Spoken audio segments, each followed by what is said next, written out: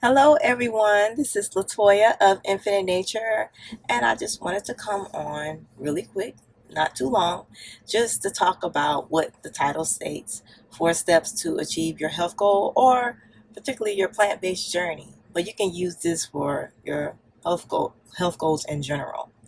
And this is something that that I post frequently on my page because sometimes I think that particularly when people are interested in eating like raw, sometimes you kind of like you overthink and you're like, well, so what can I do? Like, what can I eat or whatever? Or even plant-based people that never could never like imagine themselves eating anything but meat along with other things. But of course, meat all the time. I was one of those people that never even imagined myself to eat plant-based, let alone raw, but I do. And part of the reason why um, is because I know for me particularly, I used to write down every day that I wanted to eat more live foods in my life, and I wanted to eat them with my husband, and I would write that every day. Like I would write that along with other things that I wanted to experience. So that's why the first tip is to write your vision. Like write down exactly what you want to experience. Um, and then from there set an intention, to what you specifically out of the vision. Focus on like a specific intention. This is like a focused goal that you would like to accomplish, and always with intentions it's important to um, write down like what feeling or emotion that you would like to experience, because a lot of times we are wanting to, well, most all the time we really want to experience the feeling of something versus the actual physical or tangible thing. You Most of the time we want to experience the emotion out of something, and you can definitely look up emotions, wills, or whatnot to understand what emotions are, because a lot of times people when somebody asks us how we doing, a lot of times you may hear good, well, fine, whatever the case may be. In reality, that's not even a real emotion. A real emotion is something like joy, something like security, harmony, balance, stuff like that. That's what emotions are. The third step is to I got a brain fog. Be gradual. The third step is to be gradual. And when I look at my own personal experience, how I decided to eat plant based was that I did it slowly. When I and slowly in a sense of not cold turkey. You're more successful when you do things gradually.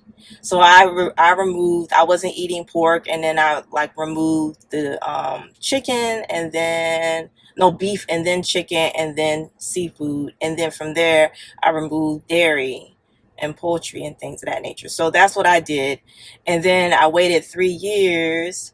Hey, Jazz, and eventually, and then I waited like 3 years before I actually decided to eat raw. Almost 3 years, close to 3 years. And then from there, I just continued to eat raw because I liked it and I felt really, really good to do it. And I just didn't stop. So I always encourage people to be gradual. Don't feel pressured. Like when you want to do something in general, like it's something that your spirit has to allow you to want to do, something that your intuition, something that you feel motivated to do. Oh, thank you so much. Thank you. So it's something that you really have to be motivated to do. You don't want to like say, okay, I'm going to do this because I know I need to do it. Yeah, you may need to do it, but if you force yourself to do something and then you're not successful with it, you end up stopping midway, or you never jump back on if you do stop or whatever. I mean, it's pointless to do. I feel like it's best to do stuff when you are ready, when you want to do it, when you have a plan, when you are um, motivated to do it, and so that it can be fun. And that's the last step, is to be fun and creative during your health journey or while you're eating plant-based. is important to have fun with it. Look up recipes, look up YouTube videos, create your own stuff. That is the biggest way to really enjoy the experience of eating healthier or plant-based. And I find that sometimes, even I'm gonna use the example of salad. I find sometimes sometimes I be looking at people's salad, or I look at their plates they be showing, and they be like, oh, they like it, their stomach getting through their healthier journey. And I'm like, I wouldn't eat that neither. Like, look at it. Like, look, I mean, come on now. Like, even though I eat raw, I want flavor in my food. Like, it doesn't have to be, it's about flavor. Like, get acquainted with with your kitchen, and with the different herbs and different vegetables and fruits or whatever. Make it look colorful, make it look beautiful. You know, you're not going to be enjoy it if you're eating like a actual rabbit. Like, if you're eating like an actual rabbit, just eating carrots and whatever, but not making it look fun or creative or whatever the case may be. Like, there's a way to do things. Just think about things that you do that you really love to do. I'm sure that you are very creative with that. I'm sure that you find different ways to do whatever you do. And I'm just saying in general, because I want people to look at this not just as a food experience, but also with a bigger experience. It says eating salad with your family changed my whole salad game. It can be so delicious. Yes, yes, that's what a lot of people say too. Yes, so I'm glad that really changed for you, because it's really, and you know about herbs and stuff like that. So it's more like a lot of people know how to prepare meals. They know how to cook. It's just that when it comes to that, the piece of eating healthier is like, oh, like what can I do? What can I eat? I'm like, you know how to prepare meals.